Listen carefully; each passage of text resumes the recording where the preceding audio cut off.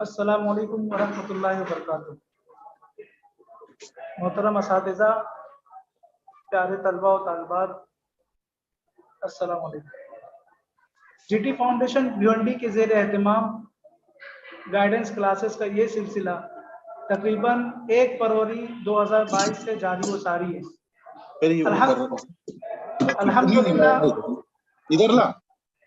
अल्हम्दुलिल्लाह अब तक मुख्तलिफ मज़ामीन के मॉडरेटर और एग्जामिनर्स के जरिए एक बड़ी तादाद में एचएससी के मुख्तलिफ शोबे, साइंस, कॉमर्स, आर्ट्स के तलबा की रहनुमाई की जा चुकी है। अल्हम्दुलिल्लाह आज आपको सोशल मीडिया के जरिए पता चला होगा कि आज उन तमाम असातिज़ा के जो अब तक के हमारे तलबा की रहनुमाई कर चुके हैं और जो करेंगे, और वो तमाम एचएससी के तलबा जो रहनुमाई हासिल कर चुके हैं और एसएससी के तलबा जो रहनुमाई हासिल करेंगे, उन तमाम के लिए आज बरोज़ 15 फरवरी खुसूसी लेक्चर रखा गया है, जिसके ओरेटर है जनाब ज़ियाउर रहमान अंसारी साहब, गोल्ड मेडलिस्ट और प्रिंसिपल है Raees high school and junior college की। जनाब अपनी ज़ात में एक कारवां भी है और अपनी ज़ात में एक अंजुमन भी है। आज की एक ख़ास मीटिंग असातिज़ा और तुलबा के लिए रखी गई है, जहां पर हमारे मेहमान के ज़रिए कुछ चीज़ों की रहनुमाई हासिल हम करेंगे, जैसे बोर्ड इम्तिहान 2022 और हमारे तलबा की तैयारियां, बोर्ड इम्तिहान के नफ्सियाती दबाव से बाहर कैसे आए, बोर्ड इम्तिहान और हमारे तलबा। तो आइए हमें वक्त को ज़ाया ना करते हुए हमारे आज के मेहमान खुसूसी जनाब ज़ियाउर रहमान अंसारी साहब को इस शेर के साथ इनवाइट करना चाहूँगा कि मुझको इससे क्या गरज सुबह हो शाम है, मुझको इससे क्या गरज शुभ है या शाम है, खिदमते अहले चमन हर वक्त मेरा काम है। मैं बहुत इस्तकबाल करता हूँ ज़ियाउर रहमान सर का। अब जो है मैं सर से दरख्वास्त करता हूँ कि सर जो है आगे की कार्रवाई करें।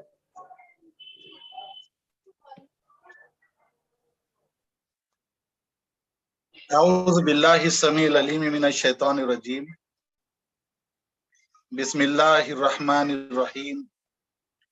रब्बि इश्रह ली सदरी व यस्सिर ली अमरी वहलुल उक़दतम मिन लिसानी यफ़क़हू क़ौली। रब्बि ज़िदनी इल्मा। मुअज़्ज़ज़ असातिज़ाए कराम और डियर स्टूडेंट्स, अस्सलामु अलैकुम व रहमतुल्लाहि व बरकातुहू। आज मैं अपनी गुफ्तगू का आगाज करने से पहले सब जीटी फाउंडेशन के नौजवानों को मुबारकबाद पेश करता हूँ। जो लोग जीटी फाउंडेशन को जानते हैं सो जानते हैं, जो नहीं जानते उनके लिए मैं ये कहना चाहता हूँ कि जीटी फाउंडेशन जो है ये नौजवान तलबा की एक तंजीम है। ऐसे वक्त में जबकि हमारे बहुत सारे नौजवान नुक्कड़ों पर, होटलों पे और दीगर बहुत सारी मशगूलियात में अपना वक्त ज़ाये कर रहे हैं, ऐसे दौर के अंदर कुछ नौजवान कौम मिल्लत की भलाई के लिए और ख़ास तौर से तलबा की रहनुमाई के लिए और उनकी मदद के लिए तंजीम की शक्ल में अपना काम अंजाम दे रहे हैं। तो ये एक बहुत बड़ी मिसाल है हमारे तमाम नौजवानों के लिए कि उनको अपना वक्त, अपनी सलाहियत किस तरह और कहाँ कैसे लगानी चाहिए। बहरहाल इस मुख्तसर सी तमहीद के बाद मैं अपने मौजू पर आता हूँ। Dear students and dear teachers, जो हालात इससे पहले हम पर गुजरे हैं उनकी तफसील बतानी जरूरी नहीं है, वो लोग हम सब जानते हैं। इन हालात में आज जो बच्चे हमको सुन रहे हैं और इनमें हर तरह के बच्चे हैं, लेकिन अक्सरियत ऐसे स्टूडेंट्स की है जिनके लिए ये वक्त अच्छा नहीं गुजरा, तकलीफ का गुजरा। उनके घर पर कोई हादसा हुआ, कहीं पर किसी के घर के माली हालात खराब हो गए, किसी को बहुत मुश्किल से अपनी तालीम जो है वो मुकम्मल करनी पड़ी, ऐसे बहुत सारे मसाइल के दरमियान हमारे इन स्टूडेंट्स ने अपना ये तालीमी साल मुकम्मल करके इस मरहले तक पहुंचे हैं, और इसका एहसास सबको रहा, हमारे तालीमी इदारों को, हुकूमत को, असातिज़ा को और इंतजामिया को। सब ने इस बात का एहसास किया कि ये वक्त हमारे बच्चों के लिए आसान नहीं है, बिल्कुल आसान नहीं है। इसका इदराक सबको था, एहसास सबको था। चुनांचे तालीम के इस पूरे अमल में बहुत सारी सहूलियात पैदा करने की कोशिश की गई। उसमें से एक ये भी थी कि बोर्ड इम्तिहान में आपका जो निसाब है वो कम किया गया। पर्चा लिखने के लिए जो वक्त आपको दिया जाता था उसमें इजाफा किया गया। मार्क्स तो उतने ही रखे गए लेकिन वक्त बढ़ा दिया गया। वो इसलिए कि 2 साल के अंदर हमारे बच्चों की लिखने की रफ्तार में और उस सलाहियत में कुछ कमी हुई होगी, तो उसकी भरपाई करने के लिए ये किया गया है। इसके अलावा बहुत सारे स्टूडेंट्स जो हैं ऐसे भी रहे हैं कि वो स्कूल से छूट गए थे। इस वजह से भी ये सहूलत देनी उनको जरूरी थी। ये भी किया गया है कि जो प्रैक्टिकल्स वगैरह लिए गए उनमें प्रैक्टिकल्स की तादाद कम कर दी गई या कम की जाने वाली है। जो असाइनमेंट वगैरह दिए गए उनमें आसानी पैदा की गई। जहां जहां सहूलत और आसानी पैदा की जा सकती थी वो की गई। तो ये जरूरी था, ये गैर वाजिबी हरगिज नहीं, इसकी बहुत सख्त जरूरत थी। लेकिन मैं आज हमारे तमाम बच्चों को इसके एक दूसरे साइड इफेक्ट से आगाह करना चाहता हूं। आप मेरी बात को समझें। मैं इस बात पर जोर दे रहा हूं कि ये जो सहूलतें आपको दी गई, जिनको हम छूट का नाम देंगे, एग्जेम्पशंस इन्हें कहा जा सकता है, ये सब दिया गया और ये वाजिबी था। मैं उसको दोबारा बता रहा हूं, वाजिबी था, जरूरी था, किया जाना चाहिए था और किया गया। लेकिन इसका एक साइड इफेक्ट भी है और उससे हमको आगाह हो जाना चाहिए, और वो ये है कि इन तमाम सहूलतों की वजह से हम लोग कहीं सहूलत पसंद न बन जाएं, हम छूट को पसंद करने वाले न बन जाएं। हमें हर जगह छूट हासिल करने की आदत ना हो जाए। जो पॉलिसियां इख्तियार की गई वो बहालत मजबूरी और वक्त की नजाकत को देखते हुए थी। लेकिन मैं हमारी नौजवान नस्ल जो इस वक्त मुझे सुन रही है उनको ये आगाह करना चाहता हूं कि ये हुकूमत की पॉलिसी और तालीमी इदारों की हिकमत अमली हो सकती है, लेकिन अल्लाह की बनाई हुई इस दुनिया की ये हिकमत अमली नहीं है।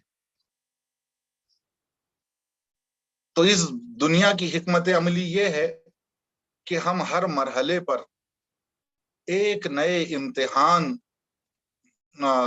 से गुजरते हैं और वहां पर हमारे लिए कोई आसानी और सहूलत नहीं होती। ये जो इम्तिहानात हैं 10वीं के 12वीं के, इनसे गुजरने के बाद आप जिंदगी के जब अमली मैदान में आएंगे तो वहां पर आप किसी छूट का तकाजा, किसी सहूलत का तकाजा नहीं कर सकेंगे। चुनांचे मेरे प्यारे बच्चों, मैं आपको आगाह करना चाहता हूं कि वक्त की नजाकत के पेश नजर हमें जो छूट दी गई है वो हमारी आदत न बन जाए, वो हमारी जिंदगी की एक ऐसी हकीकत न बन जाए जिससे छुटकारा हासिल करना मुस्तकबिल में हमारे लिए मुश्किल हो जाए।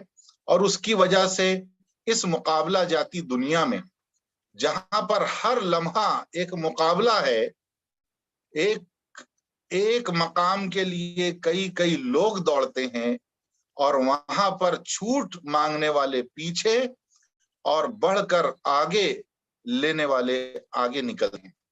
ऐसे वक्त के लिए हमें तैयार रहना चाहिए। मेरे प्यारे बच्चों, इस वक्त जो 2 साल गुजरे हैं, इसमें आपकी तरफ से कम को कबूल कर लिया गया है। आप मेरे अल्फाज पर गौर करें कि आपकी तरफ से जो चीज कम आई है उसको कबूल कर लिया गया, उस पर इक्तिफा कर लिया गया।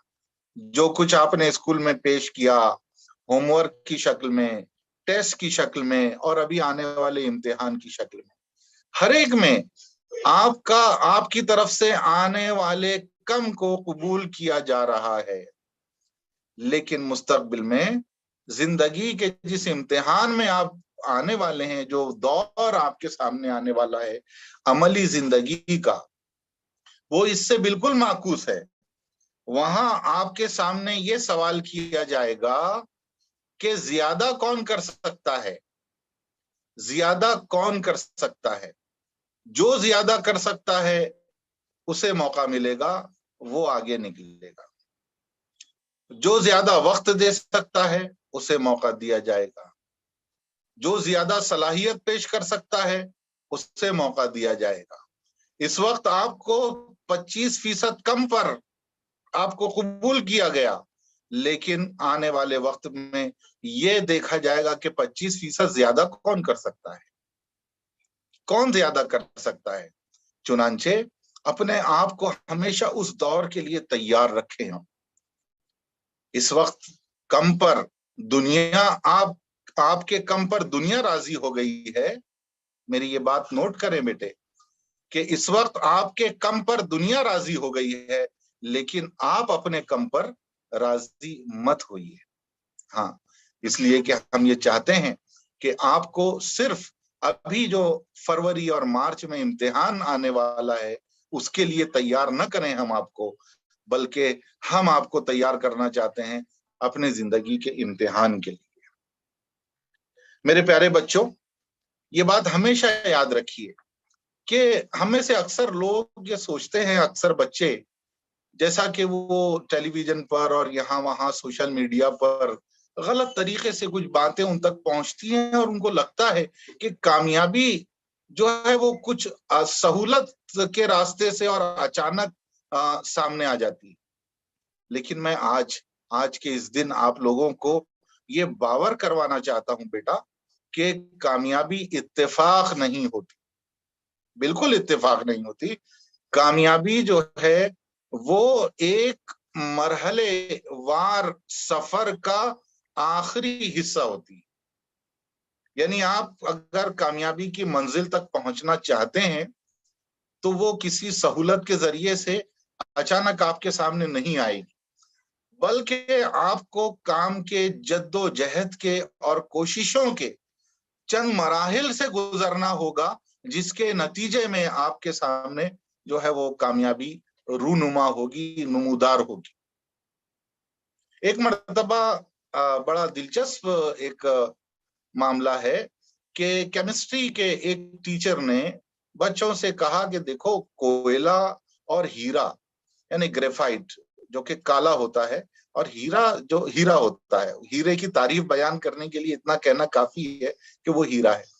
तो केमिस्ट्री के टीचर ये कह रहे थे कि हीरा और ग्रेफाइट यानी कोयला दोनों एक ही उंसुर है, दोनों की असल एक ही है और वो दोनों कार्बन है। तो एक स्टूडेंट ने दरियाफ्त किया कि सर अगर ऐसा है तो फिर हम तो ग्रेफाइट को यानी कोयले को जो है वो हीरे में तब्दील कर सकते हैं। तो जो प्रोफेसर थे केमिस्ट्री के, उन्होंने बच्चे के इस मजाक को समझ लिया, तो उन्होंने जवाब दिया हाँ।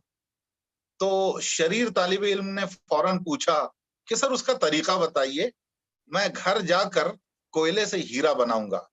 आई will turn the coal into a diamond, मैं डायमंड बनाऊंगा, तो तरीका बताइए। केमिस्ट्री के प्रोफेसर ने कहा कि ये बहुत आसान है, तुम बहुत आसानी से कर सकते हो, कोयले को से हीरा बहुत आसानी से बना सकते हो। कैसे? और उसका तरीका ये है कि ग्रेफाइट को 1000 साल तक जमीन की 1000 मीटर गहराई में 1000 एटमॉस्फेयर दबाव पर 1000 डिग्री सेल्सियस तक उसको रखना पड़ेगा, 1000 साल तक, तो वो कोयले से, वो जो कोयला है वो हीरा बन जाएगा। असल में इसमें एक बहुत बड़ा सबक है कि कोयले को हीरा बनाने का जो अमल है वो इत्तेफाक और यूं ही नहीं है। वो ये जो उन्होंने एक तमसील से बताया कि कोयला अगर इतना इस सफर के लिए तैयार है तो उसके नतीजे में उसकी जिंदगी में जो है उसको हीरा बनना तय है इंशाल्लाह। तो ये उन्होंने उसको तनकीद के तौर पर ये बात कही थी, लेकिन इसमें हमारे लिए ये सबक है कि हम अगर हमारी इन कच्ची सी सलाहियतों को, जो कि ग्रेफाइट की मानिंद है, हीरे में तब्दील करना चाहते हैं, तो हमको उस कुदरती अमल से गुजरना पड़ेगा जिसके नतीजे में एक ग्रेफाइट जो है वो हीरा बन जाता है। तो यहाँ ये सवाल पैदा होता है कि क्या ऐसी आजमाइशों से गुजरने के लिए हम तैयार हैं? हमारे अक्सर बच्चे ऐसा सवाल सुन के बहुत घबरा जाते हैं कि अब यहाँ पर ये सख्त मेहनत और जद्दोजहद की बात होगी, और ये कि रोजाना 10 घंटे पढ़ाई करें और 6 घंटे पढ़ाई करें और खाएं पिए कम, दोस्तों से मिले नहीं, सैरो तफरी करें नहीं, सारी चीजें त्याग दें और बस त्यागी बनकर सिर्फ किताब का कीड़ा बन के रह जाएं। मैं कहूंगा कि हाँ, कामयाबी, जिनको शानदार कामयाबी जो शोर मचाने वाली होती है वो ऐसे ही हासिल होती है। लेकिन बाकी बच्चों से मैं ये कहूंगा कि आपको घबराने की जरूरत नहीं है। ये भी एक मरहला है, इस मरहले पर भी आप मरहला वार पहुंच सकते हैं, और इसका एक बहुत सुनहरी उसूल है, आप लिख लीजिए, और ये हमारे टीचर इन अल्फाज को बहुत अच्छी तरह जानते हैं, और वो ये है journey from easy to difficult, आसान से मुश्किल तक का सफर। आसान से शुरुआत कीजिए, you begin with what ever you find easy. आप अगर बहुत बड़ा कारनामा करना चाहते हैं, आप एक ऐसा कारनामा करना चाहते हैं जो खुद आपके लिए मुश्किल हो, दूसरों के लिए भी वो नामुमकिन नजर आए, तो मैं आपको उसके लिए एपीजे अब्दुल कलाम की और इस तरह की अजीम शख्सियत की मिसाल नहीं दूंगा। मैं आपको हमारे आसपास रहने वाले उन सैकड़ों बच्चों की मिसाल दूंगा जो जिम में जाते हैं और बहुत छोटी सी कोशिश से वो अपना काम शुरू करते हैं, सिर्फ हाथ हिलाने से, लेफ्ट राइट होना, इसको एरोबिक्स कहते हैं, वहां से उनका सफर शुरू होता है, और फिर वो 1 साल के बाद में एक बहुत अच्छी सी बॉडी और बॉडी बिल्डर बन के निकलते हैं। क्या आपने किसी भी बॉडी बिल्डर को 1 महीने में बनते हुए देखा? नहीं, ये एक सफर है। तो मैं आप लोगों से यही कहूंगा कि जिस तरह जिम में आसान से मुश्किल तक का सफर होता है, वो सफर आप आपकी जिंदगी में आज से शुरू करें, उसको अप्लाई करें अपनी पढ़ाई पर जी, और शुरुआत करें आसान से। ये बात खासतौर से उन बच्चों के लिए है जो 2 साल के सफर के बाद आज अपने आप को थका हुआ महसूस कर रहे होंगे, या ये महसूस कर रहे होंगे कि इतना बड़ा काम उनसे कैसे हो सकता है। तो उनके लिए ये मंत्र है कि जो आपसे हो सकता है आप वहां से शुरुआत करें, आगाज वहां से करें आप। ओके, और ये 3 पहलू से है ये बात। अगर स्पेसिफिकली सिलेबस की पढ़ाई के बारे में मैं कह रहा हूं, तो फिर इसका एक पहलू ये है कि जो चैप्टर आपको आसान लगते हो वो पढ़ें आप, जो आपको आसान लगता हो। 10 चैप्टर में से आपको सिर्फ 2 चैप्टर आसान लगते, वहां से शुरुआत करें आप। इसमें से कुछ बच्चे सोच रहे होंगे कि हमको तो 10 में से एक भी चैप्टर आसान नहीं लगता, सभी मुश्किल लगते हैं। तो ये तो बड़ा डिफिकल्ट केस है, इसका मैं जवाब क्या दूं, लेकिन मैं इसका भी जवाब देने की कोशिश करूंगा। ऐसे भी बच्चों के लिए ये मैं कहूंगा कि चैप्टर्स में से वो चीज तलाश करें जो आपको आसान लगती। पहले तो आसान सबक तलाश करें, वहां से शुरुआत करें आप। फिर आसान या जो भी सबक है उसका अगर पूरा नहीं तो जो हिस्सा आपको आसान लगता है वहां से शुरुआत करें। तो मैं ये कहूंगा कि अभी भी सवेरा है, देर नहीं हुई है, जितना भी वक्त है इसमें आप बहुत कुछ कर सकते हैं अगर आप ठान लें तो। और तीसरा पहलू इसका ये है कि आसान सवालात की नौइयत से आप लोग शुरुआत करें। बहुत तरह के सवाल होते हैं। देखिए, जब क्वेश्चन पेपर बनाया जाता है तो उसमें इस बात का ख्याल रखा जाता है कि कुछ ऐसे बच्चे भी जिन्होंने पढ़ाई नहीं की है या कम की है, वो भी कुछ जवाब दे सके, वो भी पास हो जाएं वो। तो मैं तो हमेशा अपने बच्चों से यही कहता हूं कि बेटे, ये पास वास होने का चक्कर छोड़ दीजिए आप। ये तो बहुत आला सलाहियतों की आजमाइश का वक्त है। तो आप जरा बहुत अच्छे के लिए अपने आप को तैयार करें। आप जब आप कर सकते हैं, अल्लाह ताला ने आपको जब इतना यानी दिमाग दिया है, सलाहियत दी है, ताकत दी है बदन में, तो आप इतने कम पर इक्तिफा क्यों करते हैं? बहरहाल जो कुछ हुआ, आज जो मामला है, इसको मैं सामने रखते हुए कहूंगा कि वो जो आसान आपको सवालात है ना, वहां से शुरू करें। सवाल का पर्चा ऐसे ही बनाया जाता है, उसमें कुछ आसान किस्म के सवाल होते हैं। और जैसे खाली जगह पुर कीजिए, जोड़ियां लगाइए, एक जुमले में जवाब लिखिए, सही गलत बताइए, ओके, आइडेंटिफाई कीजिए, वगैरह वगैरह। और उसमें से भी जो दो दो नंबर के सवालात हैं, उसमें भी कुछ सवालात बड़े आसान होते हैं। तो अपने आप को ऐसे सवालात के लिए आप लोग तैयार करें। शुरुआत यहां से करें। आप में से बच्चों की एक बहुत बड़ी तादाद ऐसे स्टूडेंट्स की होगी जो ऑलरेडी इस मरहले से गुजर चुके हैं, आगे बढ़ चुके हैं। तो इसके लिए फिलोसोफर ने यही कहा है कि अजीम कामयाबी का राज इसमें है कि सबसे पहले आप ये देखें कि कम से कम आप क्या कर सकते हैं। फिर जब आप वो कर चुके हैं जो आप आसानी से कर सकते थे, तो फिर आप ये देखिए कि इसमें और क्या किया जा सकता है।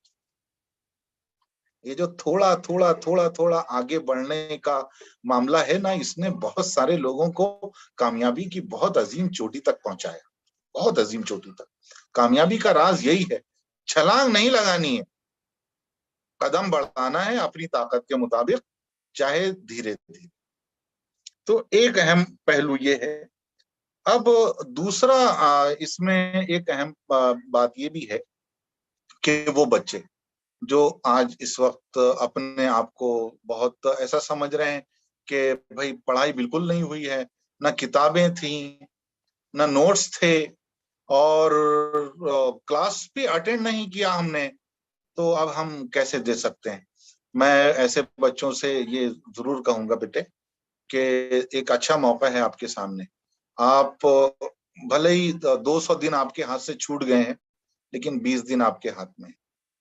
20 दिन बिल्कुल आपके हाथ में है। इन 20 दिनों को आप जाने ना दें। 200 के नुकसान की भरपाई 20 में अगर पूरी नहीं हो सकती, तो कुछ ना कुछ जरूर हो सकती, बिल्कुल हो सकती है।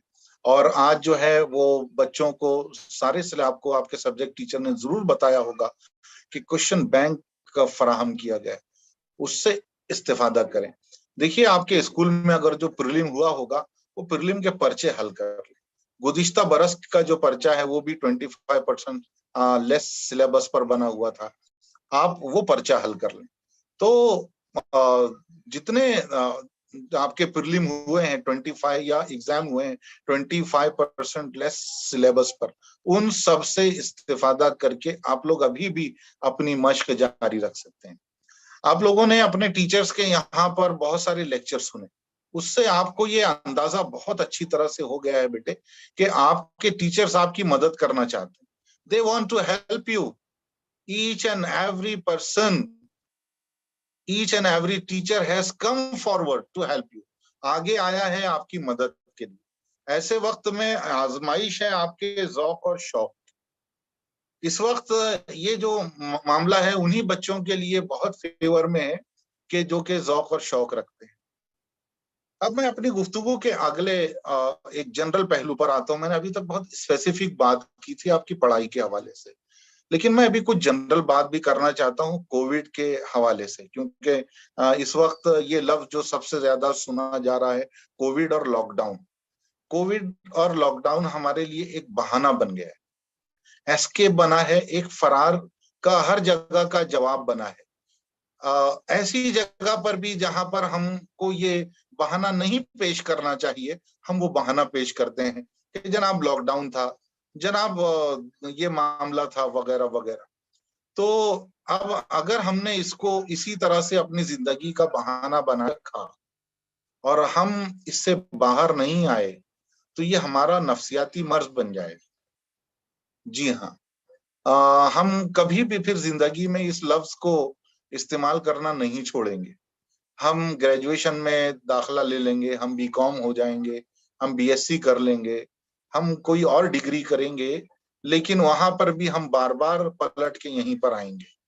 तो मैं ऐसे वक्त में बेटे मैंने अपने मोबाइल फोन में कुछ तस्वीरें निकाली हैं जो मैं आपको बताना चाहता हूँ। महफूज की हैं, निकाली नहीं है मैंने, महफूज की हैं।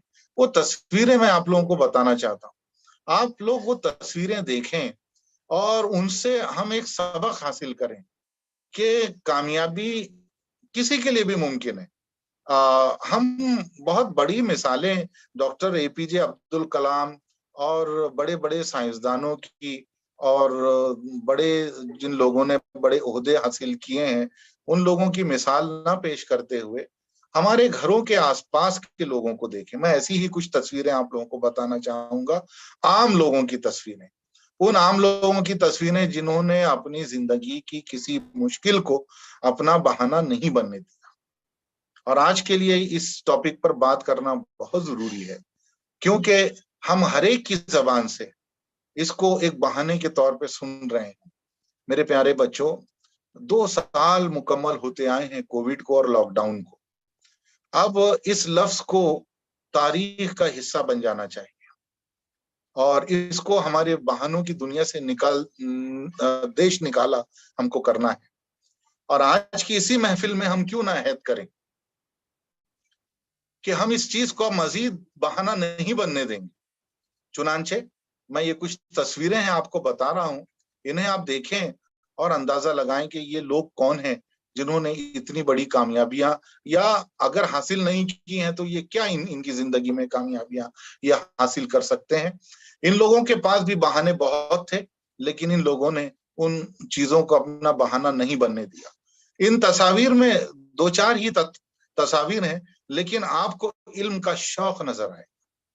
आपको नजर आएगा कि जो लोग इल्म हासिल करना चाहते हैं वो उनके सामने कितनी ही बड़ी रुकावटें आ जाएं वो उन्हें दूर कर देते हैं और इल्म के रास्ते पर आगे बढ़ते हैं। पत्थर हजार राह की मुश्किल बने तो क्या, पत्थर हजार राह की मुश्किल बने तो क्या, इन मुश्किलों का हल तो मेरी ठोकरों में है। मैं ये 2-4 तस्वीरें उन लोगों की आपको बताना चाह रहा हूं बेटा कि जिन्होंने इन मुश्किलात को जो है वो अपनी ठोकरों से जो है दूर कर दिया।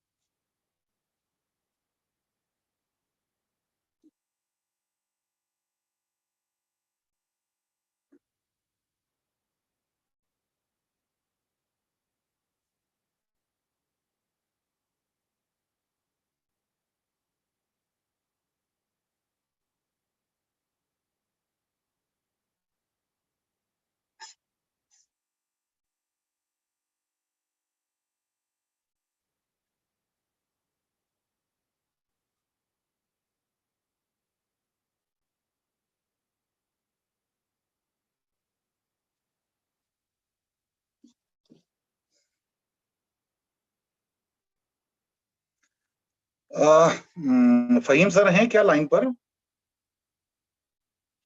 जी सर है। फहीम सर, ये डायलॉग बॉक्स काहे का आ रहा है? जी सर, क्या मसला हो रहा है? ये डायलॉग बॉक्स कौन सा आ जा रहा है यहाँ पर? आपका शायद वीडियो ऑफ हो गया है क्या? हाँ, मेरा वीडियो मैंने ऑफ किया है। अच्छा, ऑन कर दिया मैंने उसको। जी अभी अभी दिख रहा है सर, कंटिन्यू करिए।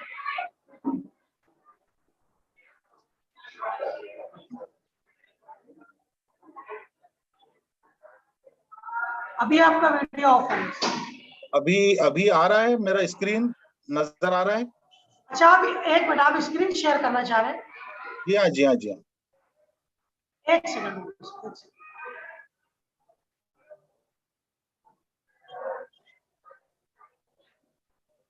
अब कीजिए सर शेयर, अब कीजिए शेयर।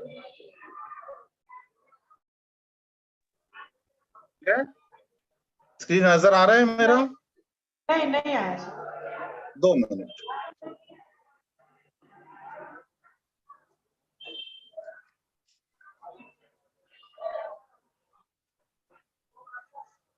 अभी आपका वीडियो ऑन है सर। वीडियो ऑन है, मैं स्क्रीन शेयर कर रहा हूँ। जी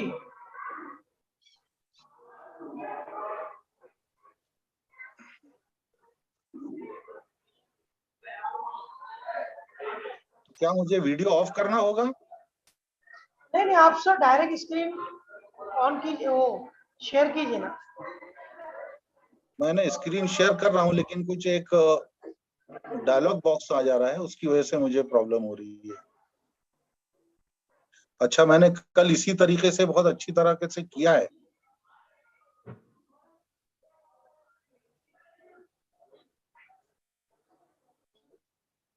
तो डायलॉग बॉक्स में कुछ मैसेज आ रहा है सर? हाँ, एक्चुअली मैसेज आ रहा है कुछ।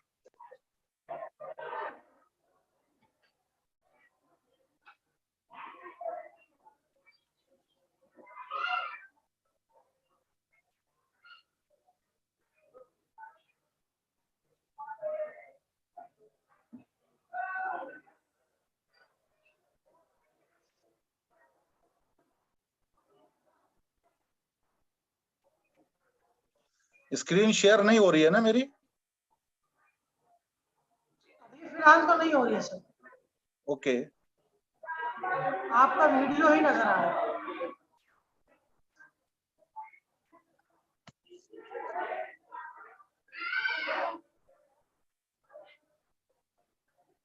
दो मिनट ठहरे, मैं तलबा और असातिज़ा से दरखास्त करता हूँ कि वो थोड़ी देर सब्र करें। इंशाअल्लाह मैं दूसरे तरीके से उसको अपीयर करने की कोशिश करता हूँ।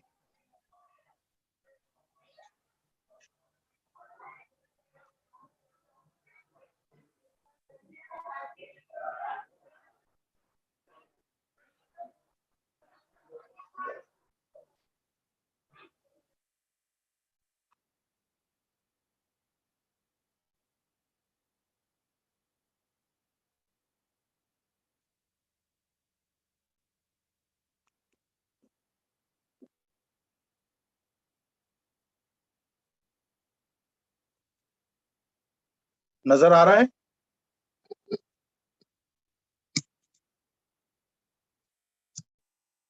ठीक है हाँ सर, नजर आ रहा है इसमें। जी। हाँ, तो देखें, ये इंडिया की एक पहली आईएएस ऑफिसर है और ये विजुअली इम्पेयर्ड है। यहाँ पर नीचे आपको इनके बारे में कुछ मालूमात भी मिलेगी। इनका नाम प्रांजल पाटिल है और बहुत बड़ी खबर थी ये हमारे हिंदुस्तान की, जब इस बच्ची ने जो है आईएएस ऑफिसर का ओहदा संभाला।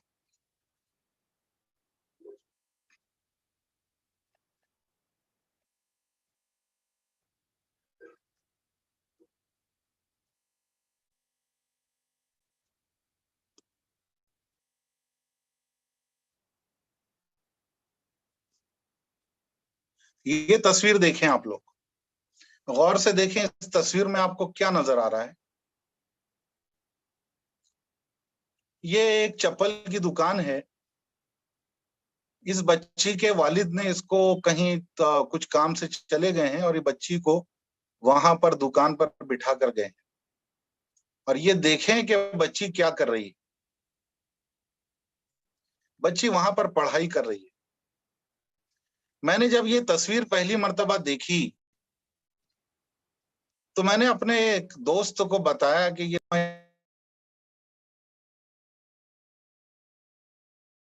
और वो मुस्तकबिल का रंग ये है कि अनकरीब यहाँ पर एक शोरूम होगा और ये बच्ची वो जूतों का शोरूम होगा और ये उसकी मालिक होगी।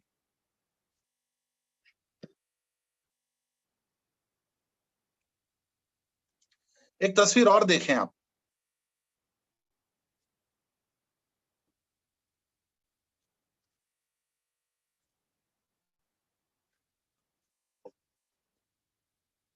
बहुत खूबसूरत तस्वीर है।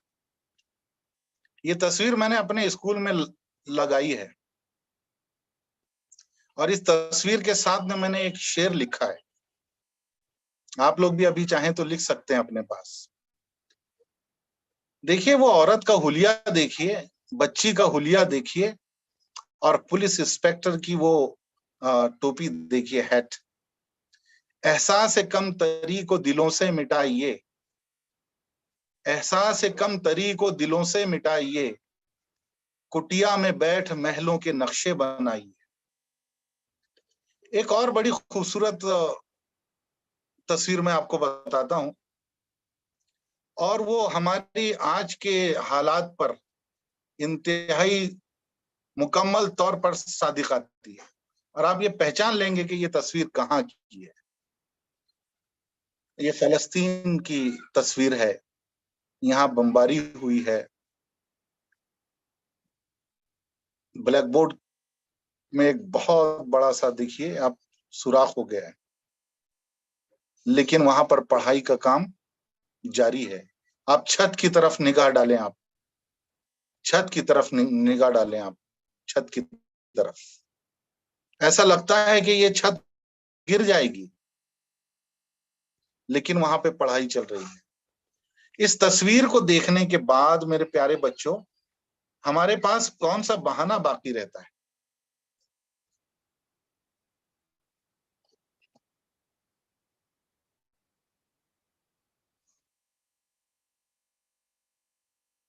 ये एक तस्वीर देखें आप।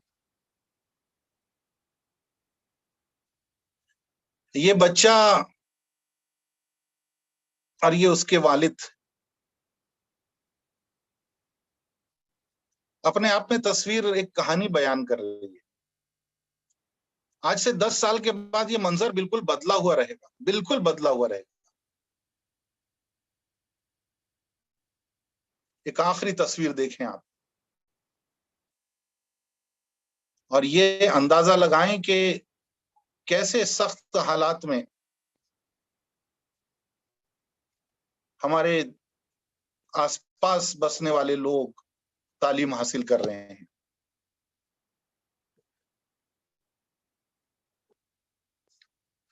ये देखिए आप, कीचड़ में से गुजर कर किस तरह से बच्चे स्कूल की तरफ का सफर कर रहे हैं। मेरे प्यारे बच्चों, ये कुछ तस्वीर बताकर मैं आप लोगों को ये एहसास दिलाना चाह रहा हूं। मेरा मकसद ये है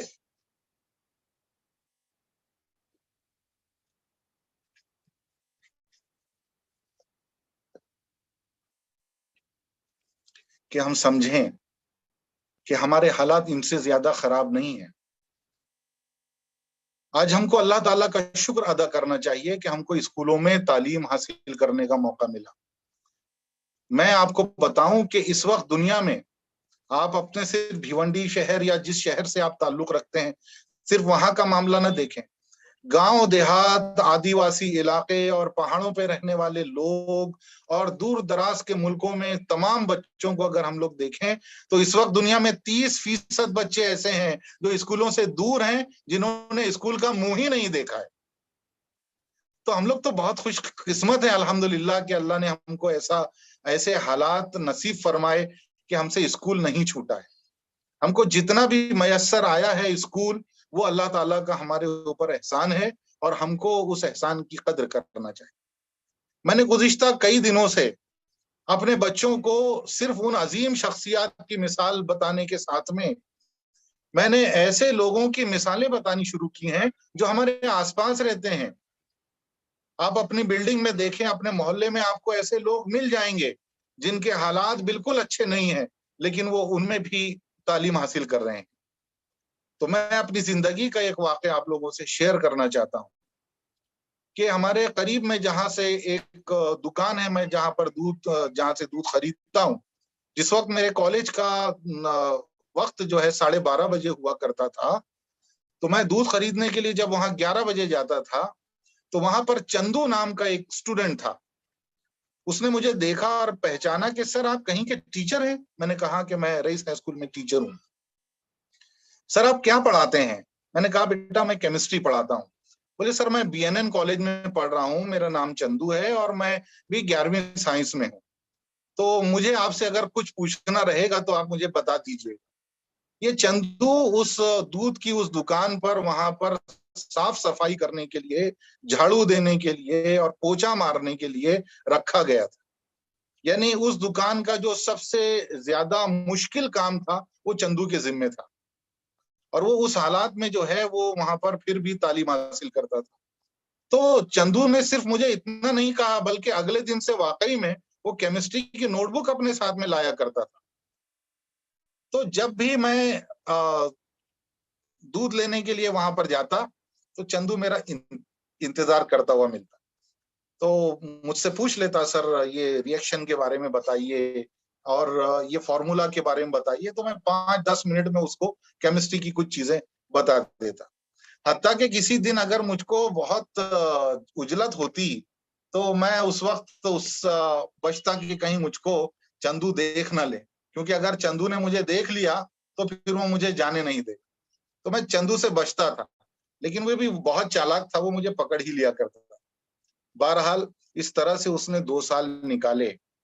प्यारे बच्चों, अभी सिर्फ 2-3 बरस पहले की बात है कि मेरे ऑफिस में बहुत खूबसूरत नौजवान बच्चा आया, लड़का, और उसके साथ में उसकी बीवी भी आई, और वो दोनों आते ही मेरा पैर छूने लगे। मैंने उन्हें रोका। उन्होंने कहा सर हमें आशीर्वाद दीजिए। कहा तो हो कौन? बोले सर मैं चंद्रकांत हूँ, जिसे आपको मैंने बताया था चंदू जिसे कहते थे, मैं वो चंद्रकांत हूँ। सर ये मेरी मिसेस है, बाहर मेरी कार खड़ी है।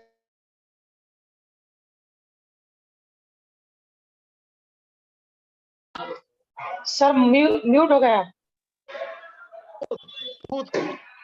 काम करने वाला ये एक मामूली सा बच्चा, ये चीज मैंने अपनी आंखों से देखी और मैं बहुत फख्र से ये बात को बताता हूँ। और ये वो शख्स है, मैं आप में से किसी की मुलाकात भी करवा सकता हूँ। अजीज बच्चों, मुश्किल को मुश्किल न समझो, और ये मुश्किलें आपको मजबूत बनाने के लिए आती हैं। जो इस वक्त इम्तिहान पेश नजर है वो आप लोगों के लिए एक नया मौका साथ में लेकर आई है। उसे महज इम्तिहान न समझें, बल्कि उसको तरक्की की तरफ चलने वाली एक सीढ़ी समझें। एक सीढ़ी है जो आपको तरक्की के रास्ते पर आगे लेकर जाएगी इंशाअल्लाह। और एक बात मैं कहना चाहता हूँ सबसे, मैं अपने घर पर, अपने मेरे खानदान में जो छोटे बच्चे हैं सबको ये दर्ज देता हूँ कि देखो, तालीम के मामले में कभी भी गलत रास्ते इख्तियार मत करो। प्ले फेयर, ईमानदारी से खेलिए, अपनी मेहनत के बल पर खेलिए आप। और देखिए, जिस भी बच्चे ने मेहनत को और ईमानदारी को अपना शियार बना लिया, वो आगे के इम्तिहान में कहीं पर भी कैसा ही इंटरव्यू हो और किसी भी तरह की आजमाइश हो, उससे वो खरा बन के निकलेगा। लेकिन जो बच्चे अनफेयर मीन्स इख्तियार कर लेते हैं, फरार के रास्ते इख्तियार कर लेते हैं, शॉर्टकट निकालते हैं, ऐसे बच्चों की फितरत के अंदर वो चीज दाखिल हो जाती है और आगे उनके लिए वो चीज बिल्कुल जिंदगी में सामने आती है और फिर वो बड़ी मुश्किल उनके लिए होती है। तो मैं आप सबको ये बात कहूंगा कि अगर आपको कहीं पर बेईमानी का मौका भी मिले तो आप उसे कबूल न करें। आप उसे कबूल न करें। ऑलवेज प्ले फेयर, ईमानदारी से खेलिए और अपनी मेहनत को ही अपना वकील बनाइए, अपनी मेहनत को अपना तरीका बनाइए। इंशाअल्लाह अल्लाह आपका हामी और मददगार होगा। ये नबी अकरम सल्लल्लाहु अलैहि वसल्लम की सुन्नत है। उन्होंने हमको अपनी जिंदगी से यही दर्स दिया है। आकाए नाम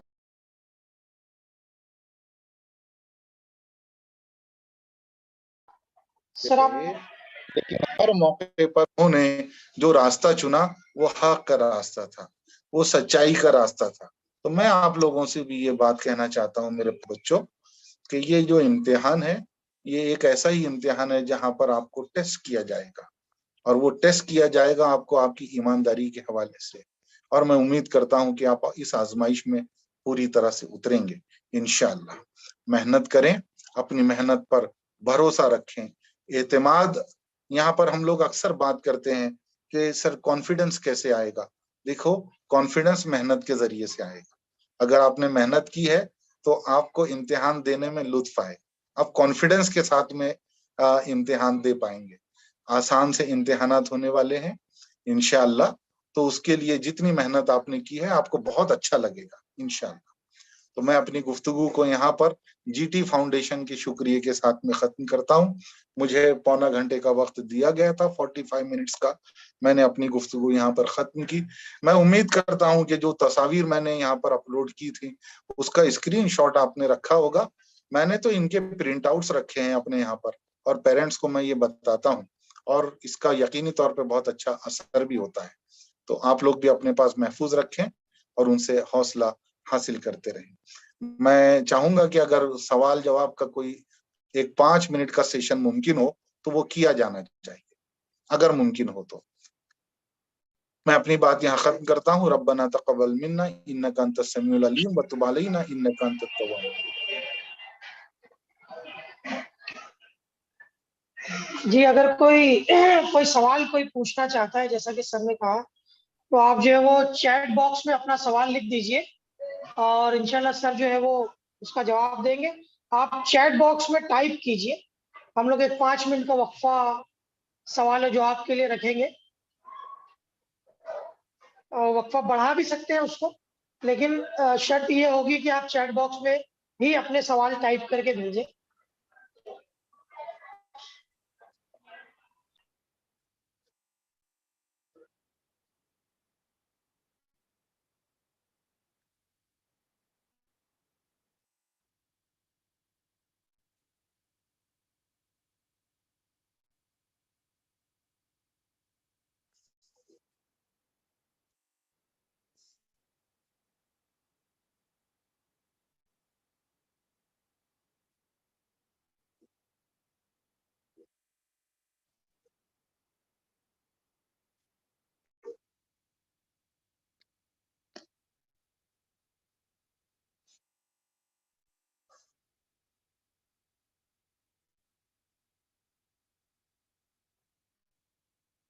सर एक सवाल देखिए स्क्रीन पर है कि रिएक्शंस कैसे लर्न करें, एक सवाल ये पूछा गया है।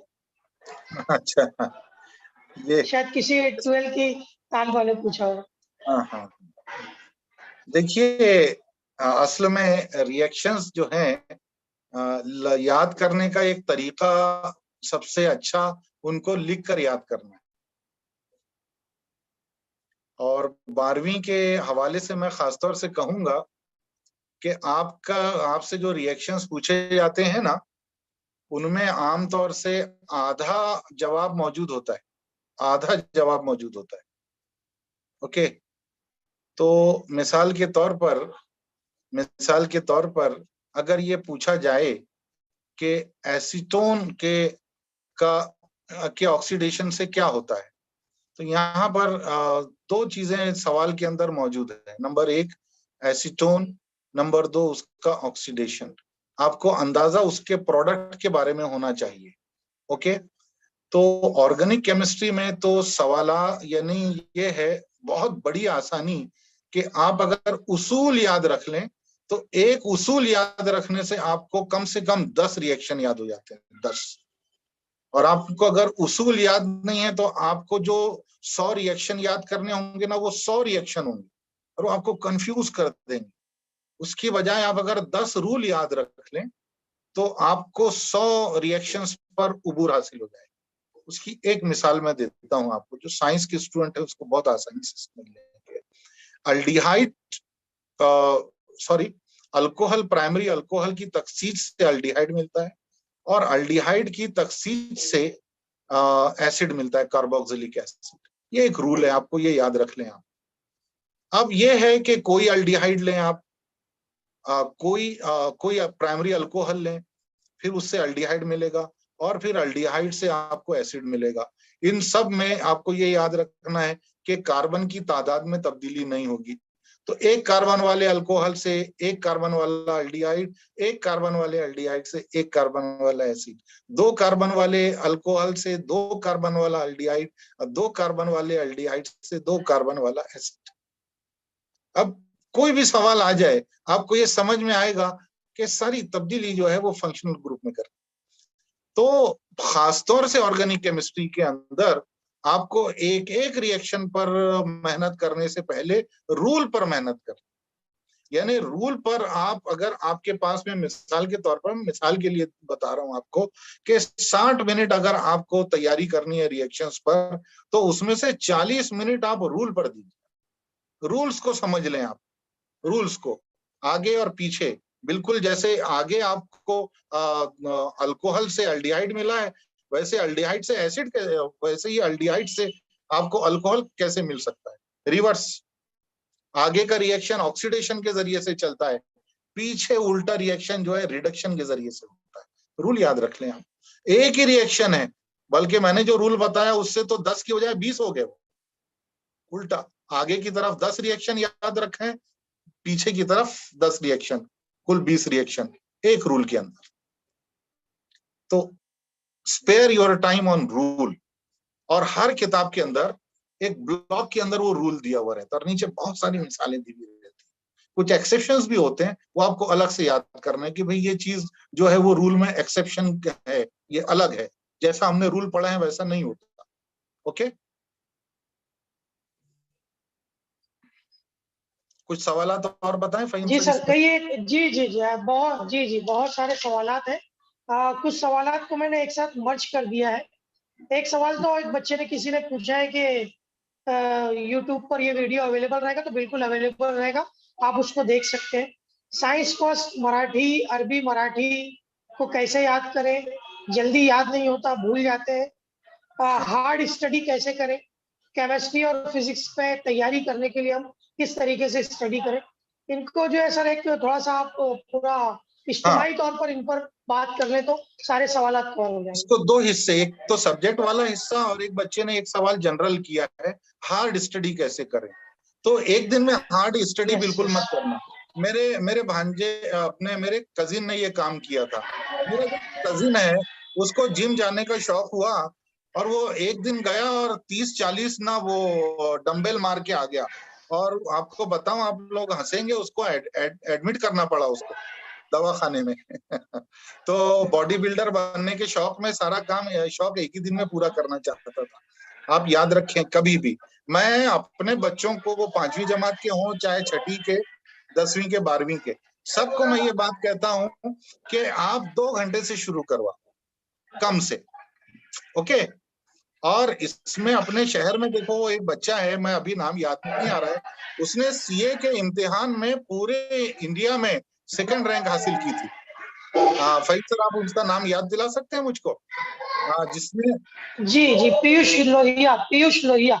लोहिया, इस बच्चे ने पीयूष लोहिया। पूरे इंडिया में सीए में 2nd रैंक हासिल किया था। उसको मैंने रईस हाई स्कूल में गेस्ट के तौर पे बुलवाया था।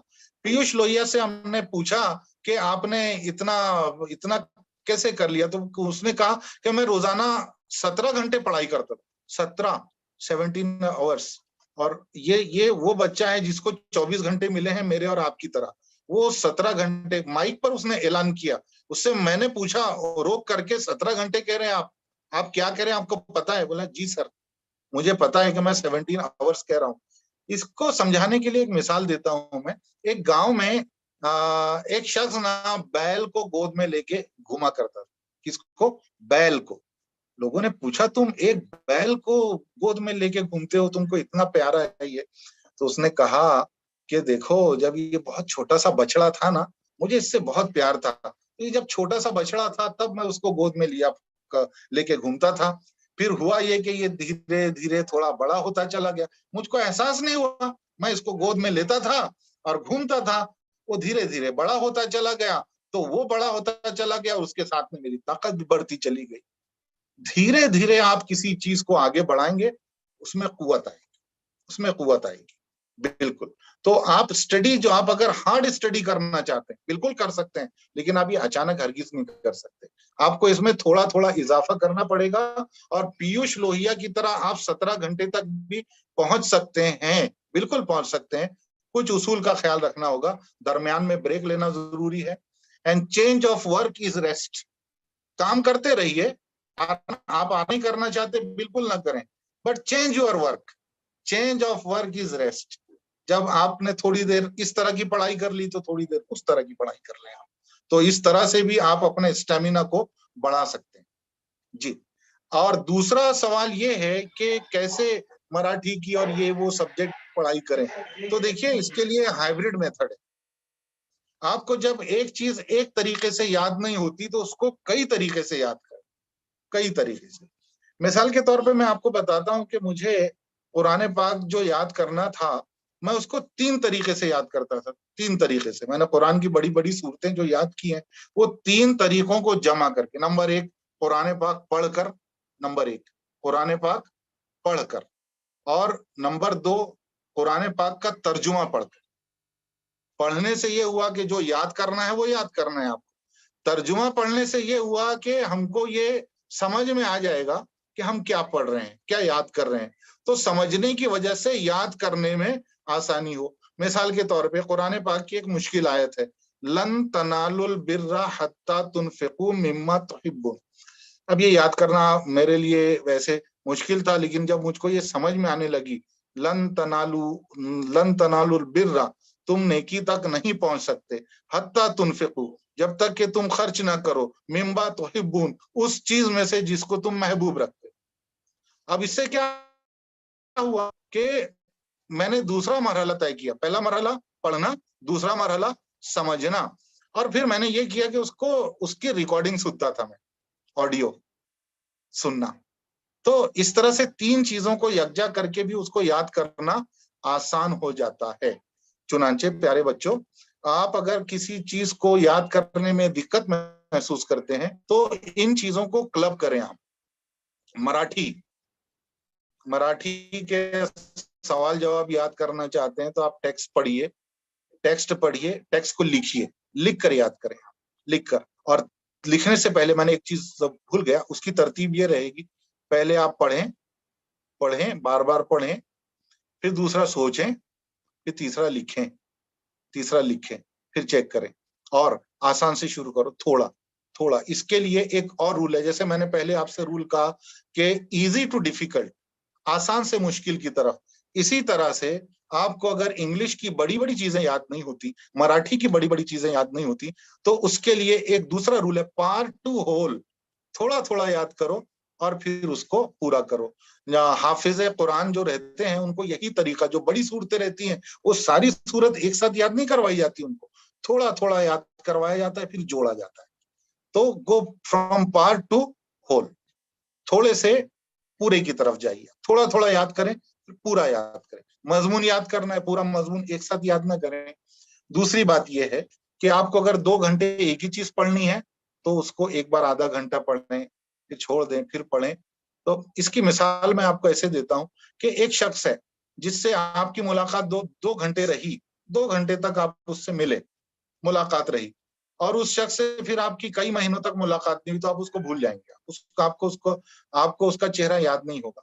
लेकिन यही शख्स अगर रोजाना आपको 1-1 मिनट मुलाकात हो रही है, बस आप उसको देख रहे हैं, तो आप कभी उसे भूलेंगे नहीं। इसका यह मतलब है कि कोई एक चीज एक ही वक्त पढ़ के छोड़ देने की बजाय उसको थोड़ा थोड़ा थोड़ा थोड़ा कई दिनों में बांटें। तो आपको जो मराठी और इंग्लिश वगैरह याद नहीं होता, उसको थोड़ा याद, जितना हुआ छोड़ दें आप, फिर 2 दिन के बाद देखें, फिर 2 दिन के बाद देखें, आपको याद हो जाए, बिल्कुल याद हो, यकीनी तौर पर, इंशाल्लाह। सर एक सवाल जो खास तौर पर पूछा गया है, जो क्वेश्चन बैंक बोर्ड की तरफ से या SCERT की तरफ से गुज़िश्ता बरस सर्कुलेट किया गया था, इस साल भी बच्चों के पास वो है, उसके हवाले से 2 सवालात हैं कि वो किस हद तक के तलबा की स्टडी में मुआविन साबित हो सकता है। दूसरी बात ये कि ये क्वेश्चन बैंक से क्या टॉप मार्क्स हासिल किए जा सकते हैं या उसके लिए हमें कुछ और भी एडिशनल मेहनत करनी चाहिए। बहुत ही अच्छा सवाल है, बहुत अच्छा सवाल है। I appreciate this question. Number 1, question bank जो है वो सिर्फ एक सहारा है, सब कुछ नहीं है, ये याद रखिए आप। क्वेश्चन बैंक का बनाने का उस वक्त का मकसद ये था जिस वक्त लास्ट ईयर कोविड लहर बहुत ज्यादा जोरों पर थी, और स्कूल बिल्कुल चल नहीं पा रहे थे, तो ये कि सवालात वगैरह कैसे आएंगे इसका आइडिया बच्चों को रहे, तो उस वक्त वो बनाया गया था। लेकिन देखिए, क्वेश्चन बैंक जो है ना, आपकी सोच को महदूद कर देती है। वो कुल नहीं है, वो जुज है, वो आपकी पढ़ाई का एक हिस्सा है। आप उस पर मुनहसिर होकर पढ़ाई न करें। अगर आप बहुत अच्छे मार्क्स लाना चाहते हैं, आप सब्जेक्ट पर ग्रिप हासिल करना चाहते हैं, आप 12वीं या 10वीं कर लेने के बाद हायर एजुकेशन में, एंट्रेंस एग्जाम में, चाहे नीट हो, चाहे जेईई हो, चाहे हमारे कॉमर्स की फैकल्टी से सीपीटी हो, किसी भी एंट्रेंस एग्जाम में आप अगर अच्छा करना चाहते हैं, तो ये क्वेश्चन बैंक को आप एक सहारे के लिए, सपोर्ट से ज्यादा अहमियत मत दीजिए। ओके, ये बात याद रखें। ये उन बच्चों के लिए है कि जो कम वक्त में अपने आप को निकाल लेना चाहते हैं। भाई ड्रॉप आउट होने से तो अच्छा है कि इम्तिहान पास कर लें, तो ऐसे बच्चों के लिए ये सहारा हो सकता है। तो चुनांचे जो बच्चे एक्सेल करना चाहते हैं, एक्सीलेंट करना चाहते हैं, वो इस पर पूरी तरह से मुनस्सिर न रहें।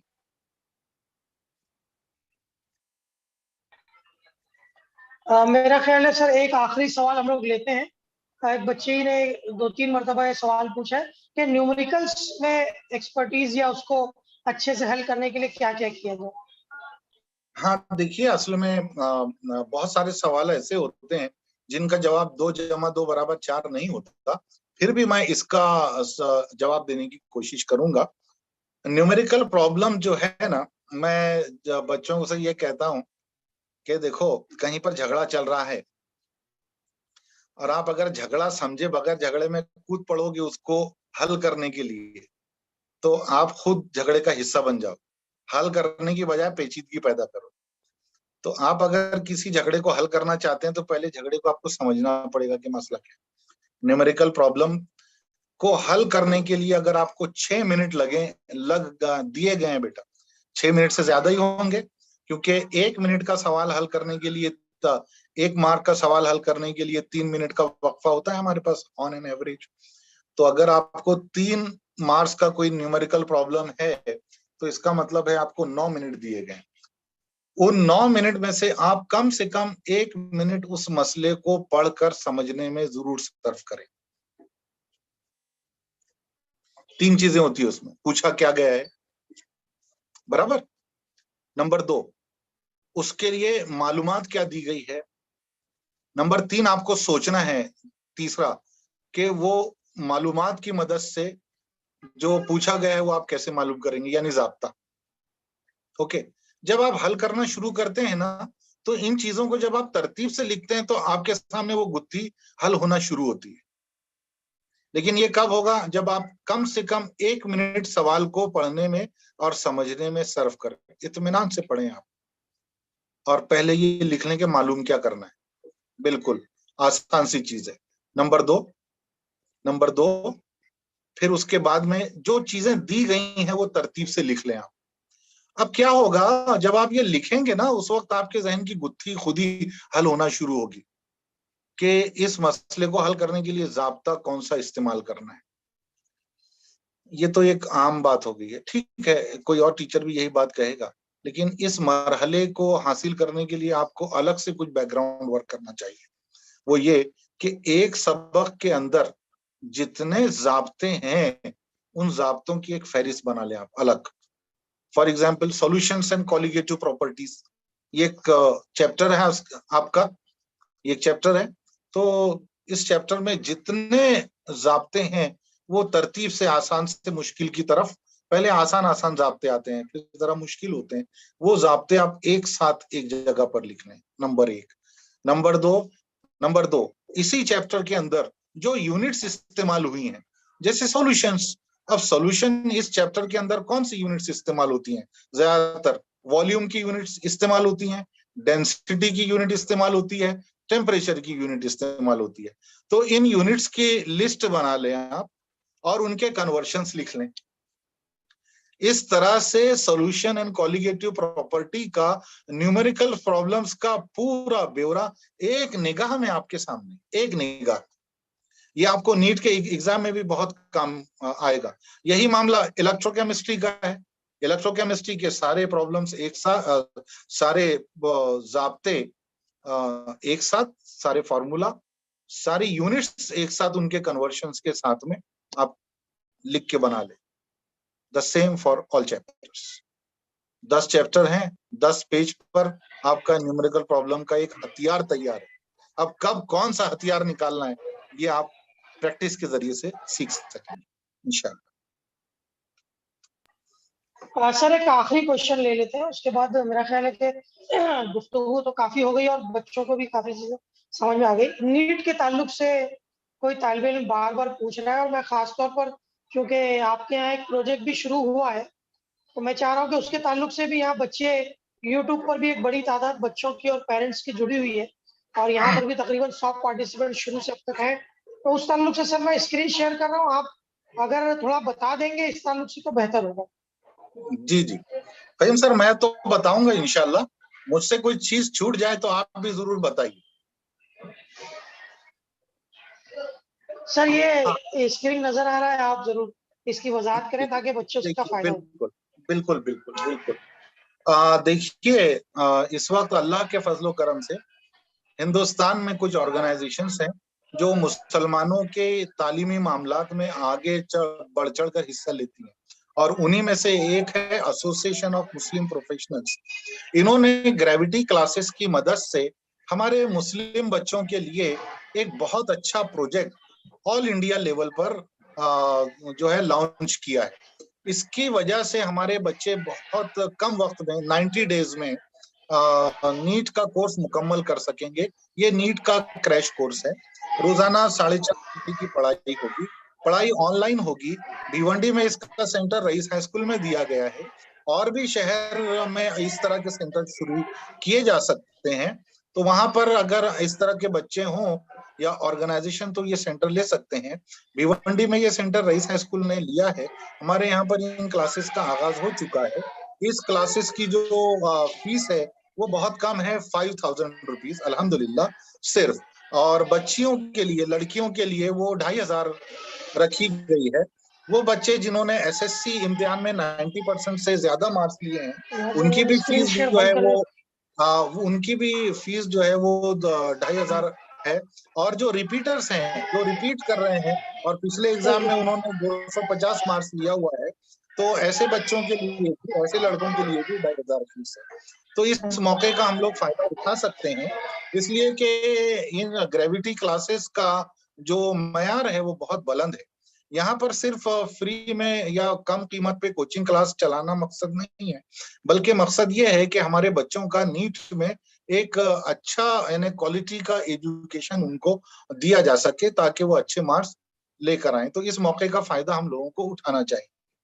और जहां तक नीट के बारे में है कि बच्चों को 12वीं में ही या 11वीं में ही तैयार, अच्छा मैं ये कहूँ कि ये जो कोर्स है इसमें 11वीं के बच्चे भी दाखला ले सकते हैं और 12वीं के बच्चे भी दाखला ले सकते हैं। ये ऑल इंडिया लेवल का कोर्स है। रोजाना दोपहर में 2 बजे से लेके शाम में 7 बजे तक ये चलेगा। ओके, मैं ये कहना चाह रहा था कि 12वीं की पढ़ाई, 11वीं 12वीं की पढ़ाई करते ही हमारे बच्चों को उस दौरान नीट का प्रिपरेशन करना चाहिए। और उसके लिए एक रूल है जो मैं 7वीं जमात तक से बच्चों को कहता हूं कि आप एनसीईआरटी की किताब का टेक्स्ट पढ़िए, रीड द टेक्स्ट। ये जो अभी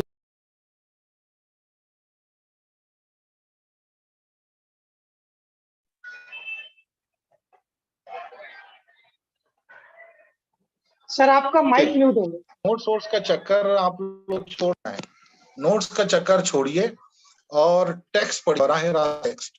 यहाँ तक के 7वीं 8वीं के भी मैं यही बात कहता हूँ, आप हिस्ट्री की बुक पढ़ रहे हैं, टेक्स्ट बुक पढ़िए, पहले जुमले से लेके आखिरी जुमले तक।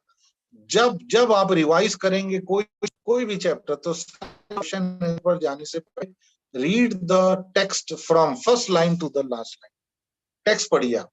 ओके, ये नीट का पहला मंत्र। अगर कोई मुझे ये कहे नीट के एग्जाम में अच्छे मार्क्स लाने के लिए एक बात कहिए तो मैं जी सर, बहुत एक सवाल आ गया आखिर में कि आर्ट्स वालों के लिए 12th के बाद क्या करना है। बहरहाल हम लोग सवाल जवाब का सिलसिला यहाँ पर रोकते हैं, वरना ये सिलसिला रात में 12 बजे तक चलता रहेगा और सर की खिदमत हमें हासिल रही है। मैं इस मौके पर यही कहूँगा कि दिल से जो बात निकलती है असर रखती है। सर ने बहुत ही अच्छे तरीके से हमारे तमाम तलबा को, जो 12वीं में है, जो 10वीं में है, उनको बहुत अच्छे तरीके से ये सारी चीज़ों के बारे में कि इम्तिहानात की तैयारी कैसे करें, अपने आप को कैसे प्रिपेयर करें, स्टडी बार-बार कैसे करें, अच्छे से कैसे करें, ज़्यादा से ज़्यादा मार्क्स कैसे लाएँ, अनफेयर मीन्स से कैसे बचें। और यकीनन जो है वो आप इस लेक्चर को यूट्यूब पर बार-बार सुन सकते हैं, इस्तिफ़ादा कर सकते हैं, अपने और साथियों से शेयर कर सकते हैं। इस मौके पर मैं जीटी फाउंडेशन की जानिब से प्रिंसिपल ज़ियाउर रहमान अंसारी साहब का इंतहाई मशकूर हूँ कि आपने अपना कीमती वक्त फारिग किया हमारे बच्चों के लिए। हमेशा दर्दमंदाना अंदाज में आप गुफ्तगू करते हैं, जिसका असर यकीनन हमारे बच्चों पर पड़ेगा और यकीनन आज के इस सेशन से वो फ़ायदा उठाएँगे। मैं बहुत-बहुत शुक्रिया अदा करता हूँ सर आपका और इंशाल्लाह इस उम्मीद के साथ कि आइंदा भी जब ज़रूरत होगी, आपकी खिदमत हमें हासिल रहेंगी। बहुत शुक्रिया। अज़ीज़ तलबा और तालिबात, अभी फ़ुज़ैल हमारे साथी जो है वो, चूँकि 12वीं के तमाम लेक्चर्स हो चुके हैं, तो 12वीं के जितने भी गाइडेंस लेक्चर हुए हैं, वो जीटी फाउंडेशन के यूट्यूब के ऊपर अवेलेबल हैं। 12वीं के जो तलबा यहाँ पर मौजूद होंगे या आपके जो साथी शरीक नहीं हो पाए उन लेक्चर्स में, आप जीटी फाउंडेशन के यूट्यूब चैनल पर उन सारे लेक्चर्स के paper pattern, how to prepare in exams और किस तरीके से सवालात के जवाबात लिखने, वो सारी चीज़ें हमारे एक्सपर्ट्स असातिज़ा ने जो है बहुत वाज़ेह अंदाज में बच्चों के सामने रखी है। उनके प्रेजेंटेशन के साथ वहाँ पर मौजूद है। उनको आप बार-बार सुनिए, इस्तिफ़ादा कीजिए। कल से इंशाल्लाह 10वीं का सेशन शुरू होगा। मैं फ़ुज़ैल से दरख्वास्त करता हूँ कि वो 10वीं के सेशन की तफ़सीलात हमारे तलबा के सामने रखें।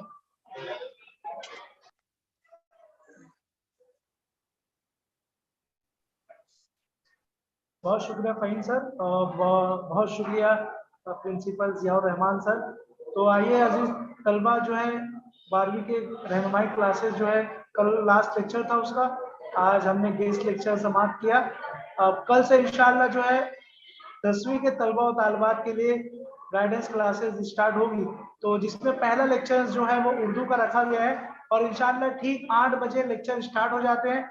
तो पहले लेक्चर उर्दू सब्जेक्ट है जो हम अब्दुल अजीज अंसारी सर के जरिए उनकी सब्जेक्ट की रहनुमाई हासिल करेंगे। मैं उन तमाम तलबा और तालिबात से गुजारिश करता हूँ कि जो अभी हमसे जुड़े हैं और जो यूट्यूब पे भी जो हमसे जुड़े हैं वो हमारे चैनल को सब्सक्राइब करें और हमसे कनेक्ट रहें। आपको मुसलसल ऐसी मालूमात दी जाएगी। तो उम्मीद करता हूँ कि आप जो है इससे इस्तिफादा हासिल करेंगे। इसी के साथ बहुत शुक्रिया। अस्सलाम वालेकुम वरहमतुल्लाह।